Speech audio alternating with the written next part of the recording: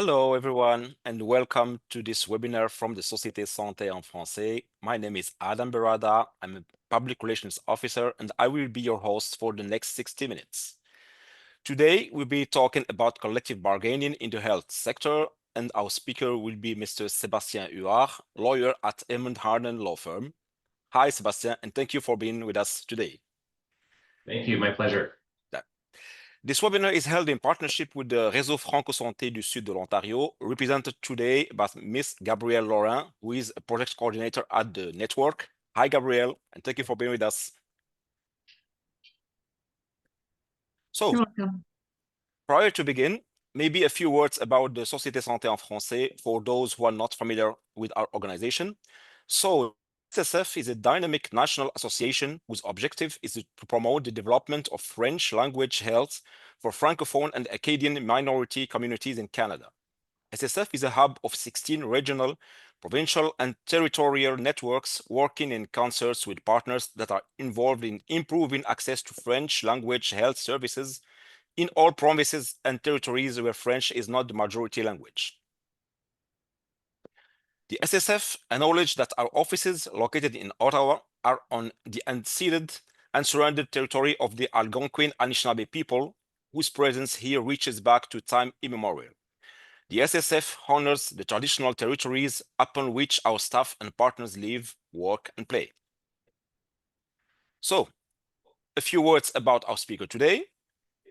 Sébastien Huard is fully bilingual, and he has considerable experience in the public and private sectors, with particular focus on municipal and federal government, healthcare, and transportation.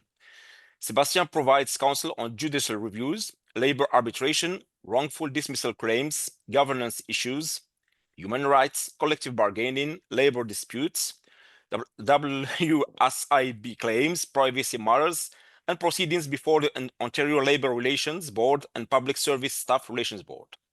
Sébastien was selected as Business Person of the Year in the private sector by the Regroupement des gens d'affaires de la Capitale Nationale and Francophone Business Group in 2022.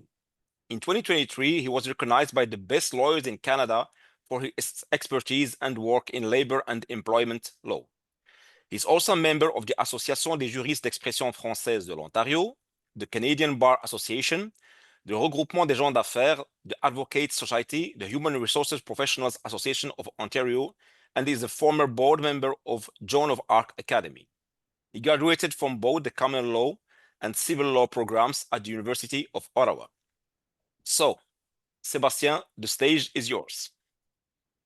Thank you, Adam, and I wanted to thank le Réseau Franco-Santé du Sud de l'Ontario and la Société Santé en Français for inviting me to speak today on a primer on collective bargaining in the health sector, which will also include a discussion on bilingualism and in particular the need to offer French services. And so we'll be covering a lot of ground in the next 60 minutes. So let's begin with a discussion on collective bargaining and the basics. So what it means in concrete terms when we're looking at a collective agreement, it's the contract which sets out the terms and conditions which will govern the terms and conditions of employment of employees who are represented by the bargaining unit. So, and when I say represented by the bargaining unit, it means those individuals that are captured by the bargaining certificate. So that's the jurisdiction of the union. So they represent a group of employees, and typically they'll say all employees of ex-employer, save and except those employees who hold a position that is supervisory or higher than a supervisory position. So that's generally what you would see in a traditional bargaining unit certificate. And what that means when you are unionized is that the employer cannot negotiate terms and conditions with employees individually, because the entity that has responsibility to negotiate those terms is the bargaining agent. So the union acting on behalf of a group of employees to set down terms and conditions of employment, which will govern the employment relationship for a period of time, whether it's for a period of 2 years, 3 years, 4 years. The duration of collective agreement will vary from agreement to agreement. And so the collective agreement becomes the employment contract. And when I say the employment contract, for those employees who are non-unionized, they are governed normally by whether a written employment agreement or a verbal employment agreement. And when you are unionized, of course, it's the collective agreement that will be the governing document to govern the terms and conditions of employment of the employees. And when you're bargaining, it involves concessions, it involves trade-offs, it involves compromise, and no agreement is perfect. And it's up to the parties to fashion an agreement that will be satisfying to both of them. And I'll speak later on in my presentation on the different mechanisms that exist when the parties are unable to freely negotiate an agreement. But the goal, of course, is always to attempt to reach a freely negotiated agreement at the table. So when we look at collective bargaining, there are a number of pieces of legislation, depending on the province in which the employer is operating in, which will govern the terms and conditions, the framework for negotiations, the dispute mechanism that's in place. And so that will vary depending on the province. And of course, for those employers that are subject to the Canada Labor Code, or federally regulated employers, I should say, it will be the federal statute that will govern your terms and conditions of employment. A good example being, for example, banks or railways, or, and of course, employees that work for the federal government. They will be subject to legislation applicable to them as federally regulated employers and employees. And so the provincial labor legislation will provide, as you can see from the slide, a statutory timetable for negotiation. So when must notice to bargain be provided? It will also stipulate, in some cases, if notice to bargain is provided, then the parties are subject to what's called a statutory freeze. I'll speak more to that in a moment. The requirement to negotiate in good faith, so to make reasonable efforts at the table to reach an agreement. So not to take positions that are so untenable and so unreasonable that the purpose or the objective is to frustrate the process. Also, legislation will set out a dispute resolution mechanism, so conciliation. So someone from the Ministry of Labor who will be there to assist the parties in attempting to reach agreement. And that conciliator, who at some point can become a mediator, does not have the power to impose or bind the parties. That person is there to facilitate the process. And in some cases, it's arbitration that will be the dispute resolution mechanism, either by statute or because the parties, even though it's not prescribed by statute, will voluntarily agree to refer their outstanding issues to a third party who will then make a final and binding decision on the outstanding terms and conditions of employment. And one thing to note is, for instance, in Ontario, in the healthcare sector, hospitals, long-term care, also known as LTCs, will be required to go to arbitration in the event that they are unable to come to a freely negotiated agreement. And there are other sectors where arbitration is the mechanism to resolve disputes. And in the absence of arbitration, then the traditional path, as you would have seen through the news media, is a strike or a lockout. So more to come on that.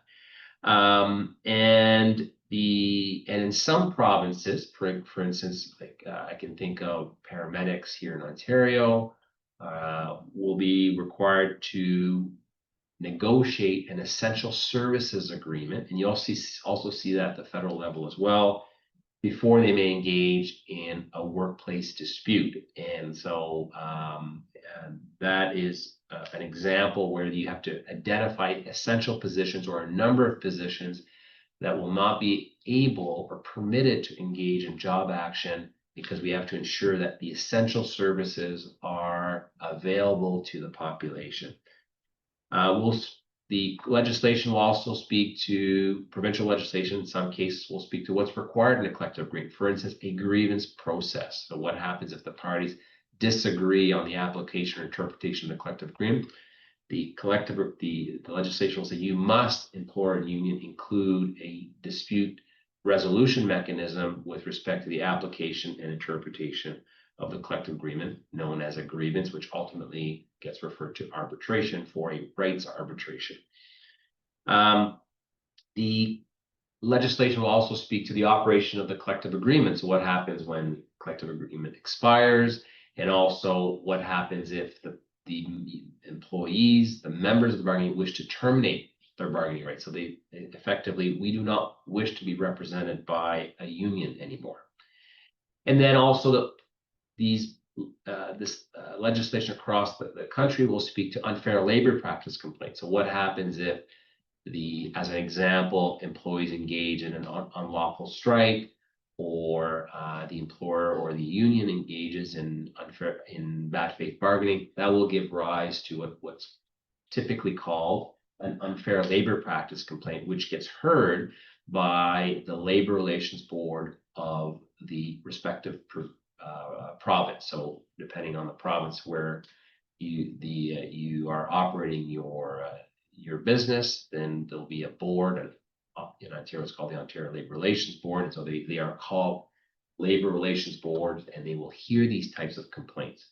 And then the legislation will speak to the enforcement. So what are the powers of these administrative boards to enforce, to impose, have enforcement mechanisms, I should say, when there's a violation of the legislation, or when the employer or the union or employees are not complying with their statutory obligations. So in terms of the collective bargaining framework in the healthcare sector, each provinces will have sort of their legislative or their statutory framework, and in some cases there will be what's called centralized bargaining, or local bargaining. So centralized bargaining is that, for instance, where you'll have an organization, and you see that for instance, in BC, in Ontario, in the hospital sector, as an example, where you will have an employer organization acting on behalf of a number of hospitals negotiating terms and conditions applicable to all the hospitals across province. And then you will have local agreements that will be negotiated to speak more specifically to local operational issues that affect that hospital, that institution specifically. So you see that in Ontario, in BC as well. You have a similar regime applicable to healthcare workers across the province, and you also have something similar as well in Nova Scotia as well. So typically agreements get negotiated per establishment, per organization, but there are instances, there are examples, such as the three examples I provided you with: Nova Scotia, BC, and Ontario, where agreements get negotiated at a central level. And when you're looking at collective agreements, they're typically separated by the types of occupation groups, right? So you'll have an ONA collective agreement representing, as an example, nurses in Ontario, and then you'll see, for instance, OPSU here in Ontario representing paramedics, representing RPNs, physios, psychologists, and then you can have the QP group as well, representing perhaps more clerical workers. In some cases can include paramedics, in some cases can include RPNs as well. So a very sort of varied structure across the country in terms of how things are organized by unions in terms of who they represent.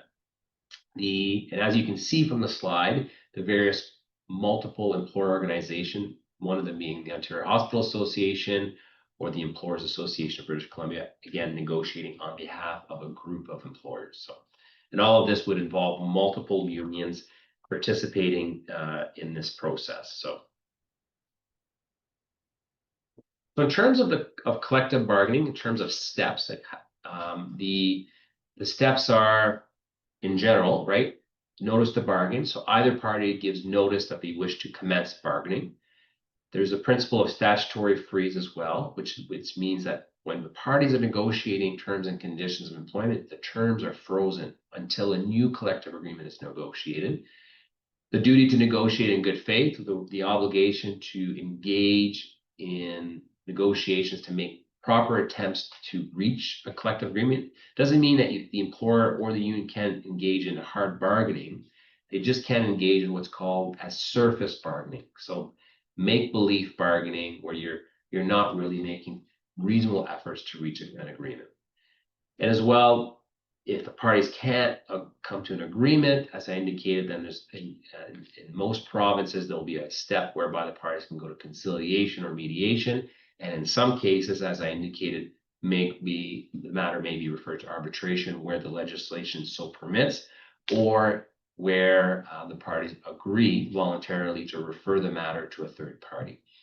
In some provinces, there will be a mechanism whereby the parties can send the matter to where the employer and the union can't come to an agreement. The employer presents an offer to the union. The union refuses to bring it forward to its membership. The employer can put forward what's called a last chance offer vote, or a supervised vote, which will be supervised by the Ministry of Labor to allow the employees to vote directly on the offer. It's the only occasion or opportunity for the employer to speak directly to the employees about the merits of their offer. And if the parties are unable to come to an agreement, then they can go on strike. And there are time limits that will be spelled out in the various legislation across the country, or the employer can lock out its employees and say you're not coming into work. We're preventing you from coming to work while the parties are attempting to negotiate an agreement.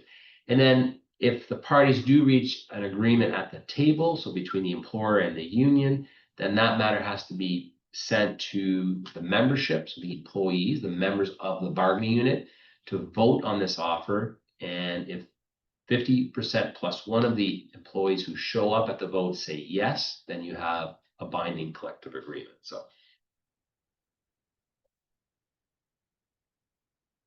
So in terms of the process, so the notice to bargain, as I indicated, will start the process for bargaining.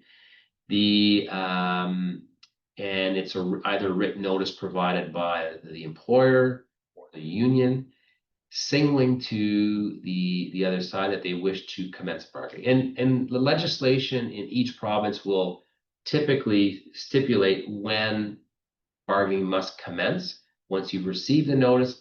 And for example, in Ontario, it's 15 days from receipt of the notice to bargain. And theoretically, if either party refused to sit down within those 15 days, the union or the employer could file a bad faith bargaining complaint under that example. But typically, the union and the employer will agree on bargaining dates and then commence the process for bargaining. And once notice to bargain has been provided, that triggers the statutory freeze. So as I indicated, it means that the terms and conditions of employment are frozen and the employer cannot change the terms and conditions of employment of its employees while the collective agreement is being negotiated. That statutory freeze will cease to apply once the parties are in a legal strike or lockout position. And typically, the statutory time limit to meet will vary between 10 and 20 days, depending on the jurisdiction in which you are operating.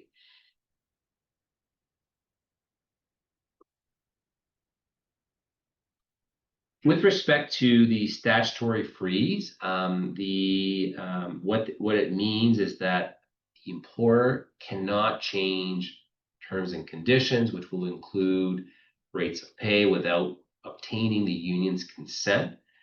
The duration of the freeze will vary depending on the province, and the statutory freeze will be in place until the parties acquire the right to strike or lockout. And a point of sort of nuance is if the statute says in the event of a dispute it must go to arbitration, then of course the statutory freeze remains in place until a decision is issued by the arbitrator with respect to the outstanding terms and conditions of employment. So in terms of when the statutory freeze will end in Ontario, BC, Manitoba, it ends when the parties are in a legal strike or lockout position. And similar concept in Newfoundland, Nova Scotia, and PEI. So those are the specific sort of provisions in those provinces. There are some provinces which will allow changes while the statutory freeze is in place. For example, in Alberta, it speaks to established customs or practices, or in BC, you must make an application to the board.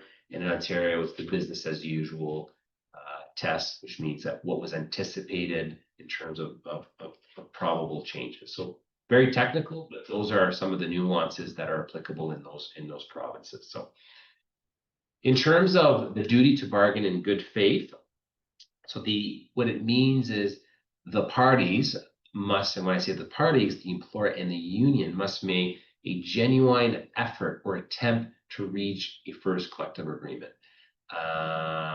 And again, this concept of making efforts versus surface bargaining. You can engage in hard bargaining, but you can engage in surface bargaining. So effectively taking positions that are so unreasonable that it's designed to ensure that that agreement is never reached. For example, if the employer said, employees are being paid $40 an hour, and the economy is going relatively well, and the business is going relatively well, and the employer says, we want to reduce all the salaries from $40 an hour to the minimum wage, and there's no actual basis, there's no rationale for doing so. That may ultimately lead to a bad faith bargaining. And the same would apply to the union if they're taking positions that are so untenable and so unreasonable that it's there's no legal basis for them to hold certain positions. So there's the duty to there are two obligations that are sort of contemplated by labor legislation. Often they're concurrent. So this idea of bargaining in good faith and also making reasonable efforts to reach an agreement. So other examples of bargaining in bad faith: failing to meet with the union, or the union is unwilling to meet with the employer, being unavailable to meet, where the employer bargains directly with employees without going through the bargaining agent, without going through the union. Those are examples of bad faith bargaining practices. So when you are bargaining, it's important to set out the ground rules. So what that means is in terms of how the parties will conduct themselves at the table. So courtesy, respect, letting others speak. What happens if the parties reach an agreement on certain items at the table? So you'll want to sign off on agreed to articles. So you're memorializing what has been agreed to. Ensure that the parties are prepared before each day of bargaining. Perhaps some communication, so joint communication or blackouts, or we're not going to speak with employees about what's happening at the table. The schedule, the number of days that will be set down for bargaining, and the frequency of meetings. In terms of the bargaining itself, so you want to make sure you have well thought out positions, that you have one person speaking at the table, that it's a coordinated effort. You want to ensure you have, as I said, clear communication at the table. You want to be watching the other side to see their reaction, their body language, to get a sense. You want to get as well as just from a timing perspective, in terms of when you say yes to certain demands. So if you say yes too quickly, it may signal to the other side that you have more to give from a negotiation perspective. And one of the ground rules of bargaining is you don't give something if it doesn't have any value for the other side. And if it doesn't, don't give it away. So you want to take your time, you want to be alert in terms of table tactics, and you want to take very careful notes of what's happening at the table. Note keeping is critical. It happens where there is a dispute about what was understood about a certain provision, what the intent was of that provision. So it's very important to take very careful notes, literal notes of what's being said at the table, time, dated, who was present at the bargaining session, who's speaking. And so very useful to take notes and make sure you've got at least one person who's effectively your note taker. Okay. So in terms of third-party involvement, as I indicated, the legislation will provide, in most cases, for a conciliation mediation process. So conciliation being a third party who will be there to assist, a public servant there to assist the parties in reaching an agreement. And it can either be at the request of the parties or it can be imposed by the minister. And strikes, the conciliation process is a prerequisite in most provinces before the parties are able to engage in a labor dispute. And that would be the case in New Brunswick, Newfoundland, Nova Scotia, Ontario, PI, and Saskatchewan. So what happens if there is an impasse? So short of those provinces where there's a statute that says you must go to our interest arbitration to resolve outstanding issues, then the union can go on strike. So the members will exercise their right to strike, provided they've had a vote, a majority vote allowing them to go on strike, or the employer can lock out its employees. So in order for there to be a strike, it requires the parties to have at least met and bargained. Some legislation will require that there be conciliation, as I indicated before, any sort of job action can be taken. And as well, if the union is refusing to bring forward an employer offer to its membership, then there can be what's called a final vote offer, a supervised vote, which provides an opportunity for the employer to articulate its position and make its pitch to the employees about why they should accept the employer's offer. So there's a few provinces that have this feature. So Manitoba, Ontario, Quebec, Saskatchewan have this feature, but Newfoundland, Nova Scotia, and PI do not have this option of a final vote or a supervised vote. So what happens when there is a strike or lockout?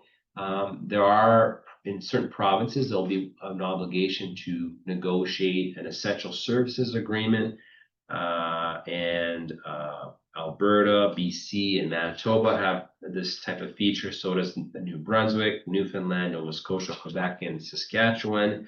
Ontario has one as well for its paramedics. So effectively, you must have this agreement in place or before any sort of job action can be taken. And in some cases, if there can be mandated arbitration when maintaining essential services substantially interferes with meaningful bargaining, and you see that in legislation Manitoba, New Brunswick, Newfoundland, Nova Scotia, and Saskatchewan. So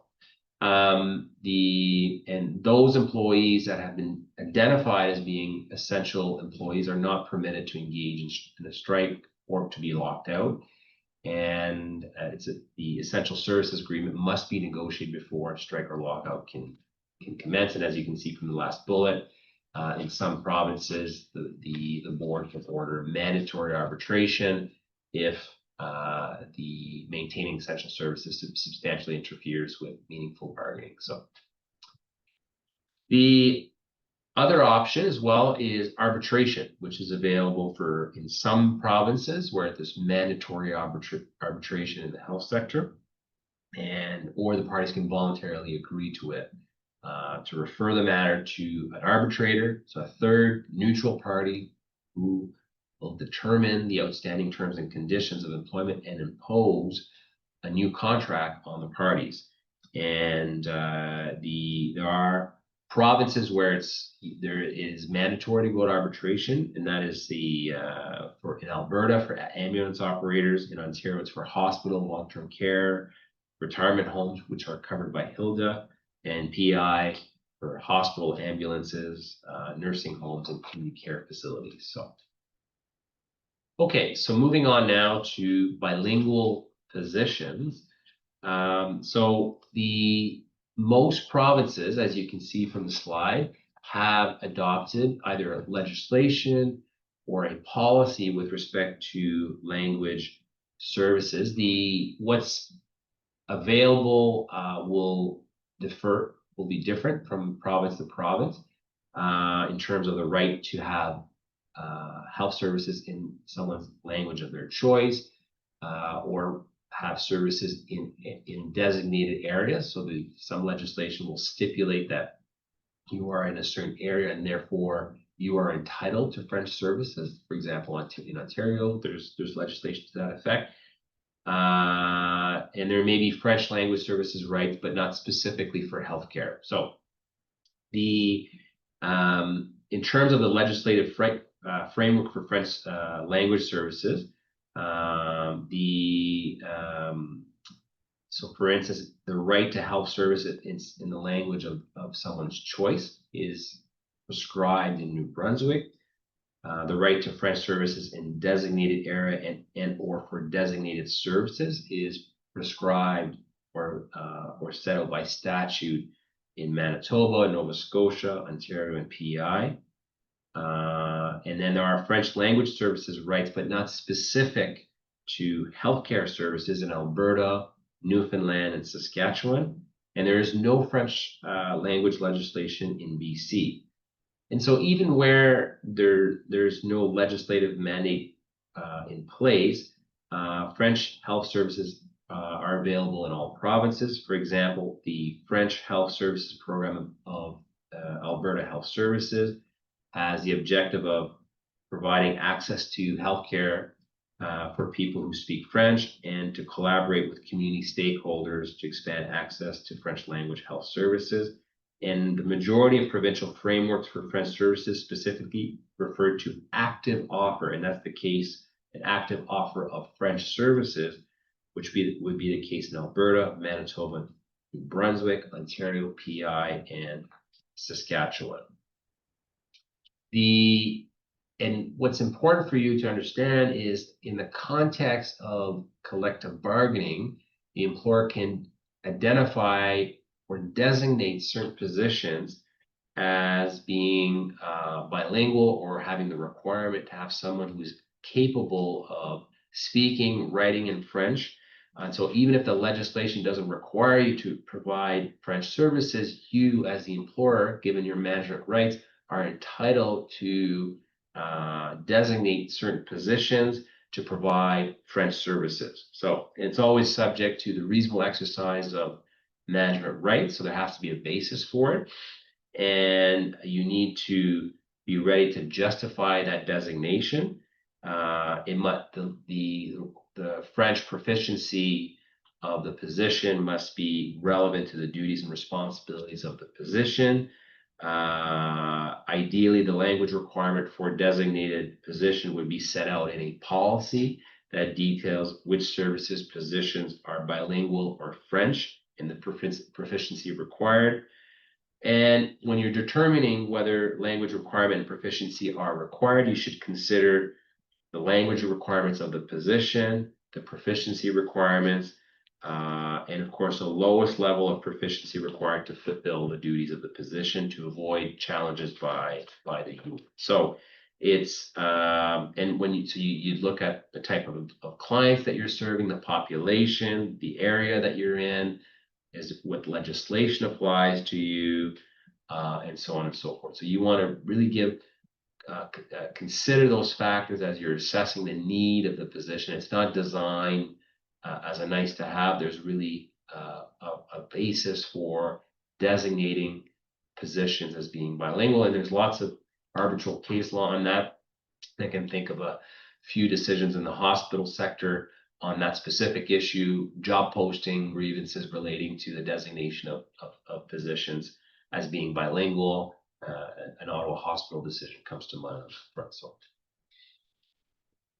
So the in terms of designated bilingual positions in a unionized context, so you will you must understand that if the union may grieve it if they feel that the requirement is not justified. So the importance of doing your homework, having a proper basis for designated positions, and it could be addressed through collective bargaining as well, in terms of identifying the needs for certain positions as being bilingual, and the need to have employees who are proficient in both official languages. So, and it's important for the employer to communicate the need for it, having policies, clearly articulating your position, why you need to have certain positions. But again, if there's a proper basis for it, it'll be difficult for the union to challenge the employer on the need to have employees be bilingual or be proficient in French and English. So in terms of collective bargaining, in terms of preparation, like what do you need to do as an employer as you prepare for your first round of bargaining, whether it's a first collective agreement or the renewal of a collective agreement? And so it's essential to prepare, to set out a bargaining strategy, to have a mandate from your board or from upper management. You want to determine who's going to be on your committee, and you want to ensure that you're assembling or putting together comparator data. How do we sit vis-a-vis our comparators? How do we sit vis-a-vis other like or similar organization in our area, other hospitals, other long-term care settings, other community health centers? How do we compare to those organizations? So you want to ensure that you look at you want to consider, I should say, your business needs. Like, what do you need as an organization to be successful, to achieve and meet your current business obligations? Do you need to contain costs based on the financing formula that you have, or the funding formula that you have with the government or with another agency? What are your labor relations needs? You would want to do a collective agreement audit. Look at your collective agreement. Are there some housekeeping issues that need to be addressed? Are there inconsistencies? Is there any ambiguity? Are there past practices that are inconsistent with the strict terms of the collective agreement? What types of grievances have you had over the years? And what are the common themes that arise from those grievances? So all these things will inform your bargaining strategy as you prepare for bargaining. And you'll want to consult with the key personnel. You'll want to consult with senior management, frontline supervisors. What types of things are they seeing, and what types of changes are they hopeful the employer can make at the bargaining table? In terms of looking at from a monetary perspective, you will want to look at your CPI data, the Bank of Canada information, or what's provided by StatsCan, or in some cases by the major banks. More importantly, you will want to look at recent settlements. What's being negotiated in your sector from a wages perspective, from a vacation perspective, from a benefits perspective? Like, what are the trends? So you want to be alive to those issues. And in terms of sort of the more normative conditions of employment, so the So non-monetary terms and conditions, what's sort of normative in your sector? So you want to be aware of these things, because on the other side with the union, they will have that information because they have researchers, they have people assisting them in preparing and building their bargaining strategy. In terms of preparing as well, you will want to anticipate union proposals. And how do you anticipate? So you look at what types of complaints have we received? What types of grievances have we received? What are the trends in the sector, normative trends? What are the bargaining trends in our sector and area? And what's the history? Like, what did the union propose last round? And if they didn't achieve it last round, you can expect that they will bring forward those proposals again. You will want to cost the current collective agreement entitlement. So what are those costs to the employer currently? And of course, what, based on the mandate that you have, what are the increased costs that the organization will need to sustain in the face of increases in terms of wages, benefits? So you need to have a proper understanding, a proper grasp of those costs, so you can go to your board, go to your CFO and explain to that person what they're facing in terms of increased costs, so they can budget and forecast appropriately. And then you will want to cost the union's demands as well to see how that sits vis-a-vis your budget, and again goes to your ability to meet the mandate that's been provided to you either by upper management or by the board. So in terms of preparation, you will want to look at the bargaining team, so the size and composition, the roles. So you want to have someone who understands operations, you want to have someone who understands finance, and you'll want to have a spokesperson. So typically a bargaining team will be comprised of 2 to 5 people. You want to ensure that the people who are at the table bring value, that they're there to assist. A large bargaining team with members who are not contributing is not useful. So you want to make sure that you have people that are bringing value to your bargaining team. You want to ensure that you have a bargaining mandate, either from your board or from upper management. What will be the communication strategy? So of course you can't communicate with employees while bargaining is ongoing. So you want to limit the amount of communication being provided outside of the bargaining table. And you want to start planning. What happens if there is a strike or there's a lockout? You need to be prepared to ensure continuity of operations. So, and in terms of contingency planning, again, does the legislation require the parties negotiate an essential services agreement, and so on and so forth.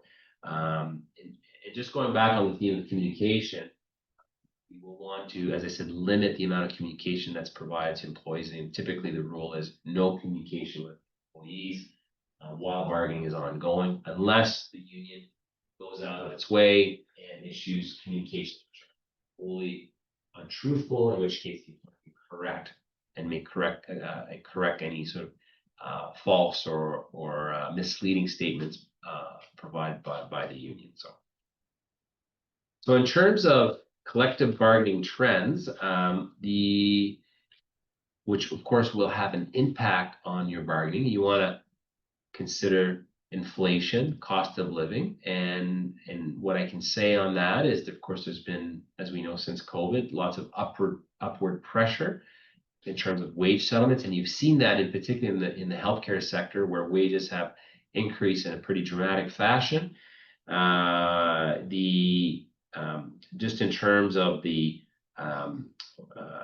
typical annual averages in terms of increases that we've seen, if you look, I think in 2016, it was 1.2%, 17, 1.7, 2018, 1%, 2019, 1.6, 2020, 1.9, and 21, 1.9. And then you see the spike, 22, 2.8%, 23, 3.4%, 24, 3.4%. So you clearly see in the past years an upswing in terms of the average annual wages going up in the education, health, and social services sector. And there have been more job actions in recent years, in part because of this inflationary pressure, where the unions are applying pressure on employers to put more money on the table. And we saw some job action in Manitoba, in Quebec. There was a large strike, as everybody knows, with the federal government, 155,000 public servants that went on strike. And because of COVID, and at least may not be so much the case in 2025, but issues about recruitment and retention, you saw unions being more demanding in terms of what they need, in terms of improving terms and conditions of employment, in particular as it relates to benefits and wages.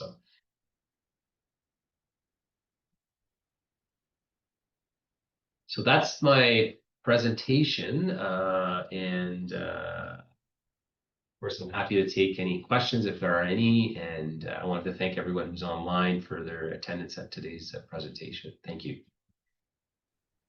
Thank you so much, Sébastien, for the presentation. And I see that we already have questions here. So the question is, I understand that the Ontario Public Service Employees Union is moving towards open bargaining versus the blackout communication we normally see. Any special considerations about this? Well, I think it's a very interesting strategy. I'm not sure how successful it's going to be. I mean, time will tell. Typically you want to sort of air out your dirty laundry in a more sort of contained setting. I think having this kind of open bargaining may cause issues in terms of the ability of the parties to reach an agreement. And what you may see, in particular in the healthcare sector, where there's a requirement to go to arbitration, the hospital sector, long-term care, and that includes as well as municipally operated homes for the aged.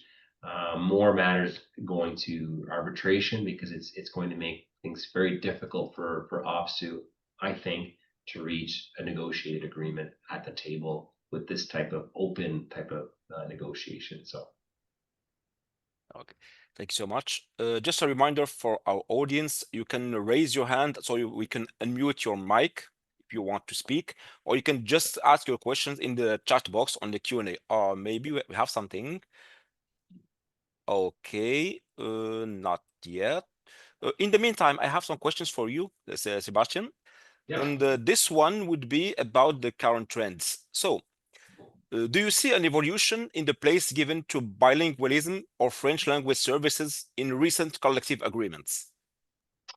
So interestingly enough, this issue of identifying bilingual positions, it can be a matter of discussion at the table, but often where you see more of a conversation is when in the context of jobs being posted by the employer with a specific requirement for language services, and that gives rise to grievances. And often just to what happens is you have someone who is bilingual, that fulfills all the requirements of the job, and you have someone who's unilingual and does not meet the language requirements, but has more seniority than the person who's been identified and selected for the position who is bilingual. And that's where you see a debate about the need for bilingual services. So that's why it's critical for employers to really prepare their file. And what I mean by that, identifying the position, the needs, doing a proper business analysis. So when the union comes forward and says, well, why did you select someone who's more junior to this more senior employee? You're able to properly defend your case and have a well thought out and articulated positions. Okay, thank you. And also, are there any example of model clauses that facilitate the introduction of bilingual positions without creating tensions? Right. So typically, an ideal clause will say, and you'll find that provision under the seniority clause in a collective agreement, which will say the employer will select applicants based on their skills, ability, knowledge, and requirements, and where those factors are relatively equal or the seniority will trump. So that's a clause which gives more weight to skills, abilities, qualifications. And a skill could be, of course, the ability to speak French or English, and to be bilingual. So you want to have that kind of flexibility in your collective agreement to make those appropriate choices. So yeah. Okay, I still see no questions. In the meantime, can you tell me, please, how can French language service obligations be reconciled with the principle of union equity for all workers? Well, right. So in terms of this principle of equity for union workers, nothing is equal. I'll tell you that. So start with that principle. So, and at the end of the day, the employer has the right to manage its workplace, and the employer, just like the employees, are there to serve their clientele. And so there are instances where, and often in many cases, where it's unfair, and it's unfair because the employer has a need to have certain skill set to meet its objectives, or whether it's a legislative mandate, or whether it's a mandate provided by its board or another organization. And on that basis, they must exclude certain individuals because they don't have the appropriate skill set. And in this particular case, the proficiency to operate in both official languages could be the ability to speak properly, could be the ability to write properly, and so on and so forth. So yes, unions are there to try and level the playing field, but the limits are that the employer must manage its workplace, and managing in some cases means excluding certain individuals because they're not meeting the reasonable job-related needs of the position. So. Thanks again. Okay. Can you give us a concrete example of a negotiation that led to a major breakthrough for workers or for French language services? Well, an example would be, well, the easiest example I can provide you. I'm not sure if I'm not going to suggest major breakthrough, but it was a breakthrough. So, for instance, at the federal level, right, in collective agreements, you will have a bilingualism premium or bonus, right, and in collective agreements. And so I think that's in some respects it is a breakthrough which has been in place for many years, and that was to recognize that the value of bilingualism for organizations, so the ability to have individuals who are able to operate in both official languages, at least that's the theory of it. So I would say that's certainly a breakthrough in terms of recognizing the value, which is a skill set in of itself, of someone being able to speak in both French and English. So yes. Thanks again. We have, maybe Gabrielle, do you want to ask some question? I have lots of questions. Thank you, Ada. Please go ahead, be my guest. I'm just trying to figure out which one I want to ask because I have too many. So in the process of when you hit an impasse or a deadlock, especially when there's language issues involved, how can those be addressed? Do you have any tips for everybody today, just in regards to the language piece? So just in terms of like at the table where there's like a language barrier, or yeah, I didn't think of that one, but yeah. well, so to start, I mean, you would hope that could be avoided, right? So first of all, if and I've seen that happen, right? If like where you have a bargaining unit which is represented by, which is primarily French speaking, as an example, right? And the representative for the union is a unilingual, right? And so that can create, even though that person, the other members are able to speak in English, it can in some cases create some tensions at the table, right? And sometimes not tensions with the employer, but even tensions amongst themselves as well. But if there was a situation where there was a language barrier at the table, I mean, that's very problematic, right? So you would probably have to have like translation or being made available. You often see, I'll say this, for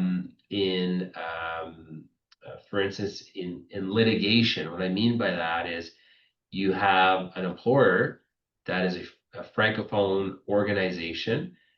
The employees working for that organization are francophone, but the lawyer that's representing those employees is a unilingual and does not speak French. So your question may be, what happens in those cases? So the employer has the right to proceed in the language of their choice, and it would be up to the union in that case to pay for translation services at their own cost, because they've appointed knowingly someone who's unable to speak in both official languages. So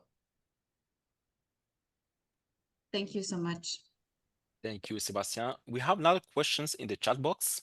So in healthcare environments, there is a lot of strain on budgets.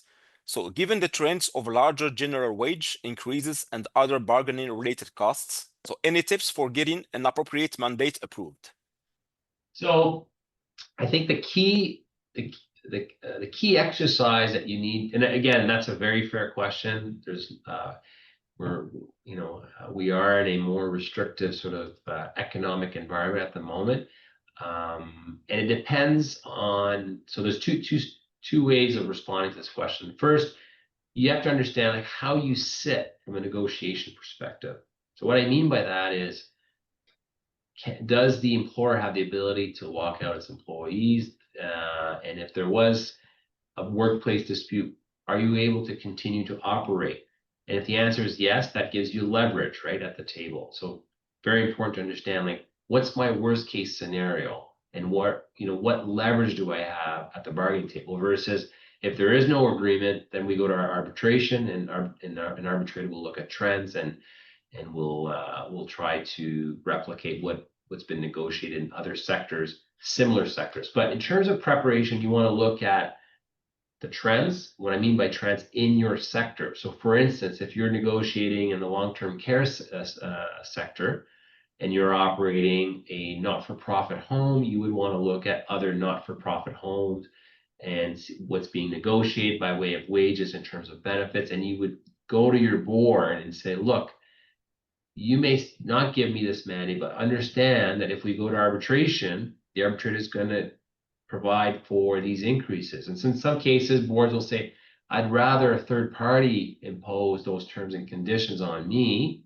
employer, versus us voluntarily agreeing to it. That's it. But the idea is to clearly articulate what those trends are, look at other collective agreement, gather the information, which is exactly what I do when I'm bargaining. I have my research team look at trends in the sector. We prepare charts, look at all the wages and benefits, and we see how we sit vis-a-vis our comparators. And then when we seek our mandate, we tell a very clear and compelling story to the board or to upper management in terms of, this is what you're looking at, and this is what we need in terms of mandate. Otherwise, all right, employees may go on strike, or you may find yourself in arbitration.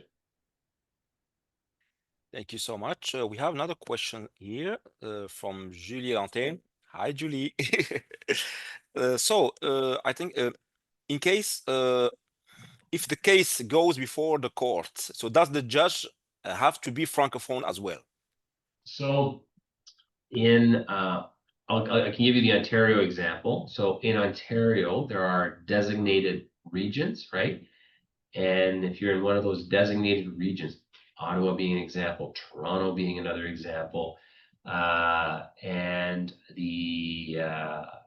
I'll just kind of like expand a little bit on that question. So the employer wishes to proceed in French. The other side wishes to proceed in English. Okay, let's assume an employee suing their employer for wrongful dismissal, for termination. The employee retains counsel, who's an Anglophone. The employer says, we're going to proceed in French. And let's say the litigation occurs in Ottawa or in Toronto. You're entitled to proceed in French. It's going to be a bilingual hearing, and the judge would need to be bilingual. They would appoint a bilingual judge to hear the case, for sure, with that example. So Thanks again. So, do you have another question? If not, it's already the end of this webinar. So thank you again, Sébastien, for being with us today. Thank you, Gabriel, for representing the Réseau Franco Santé du Sud de l'Ontario.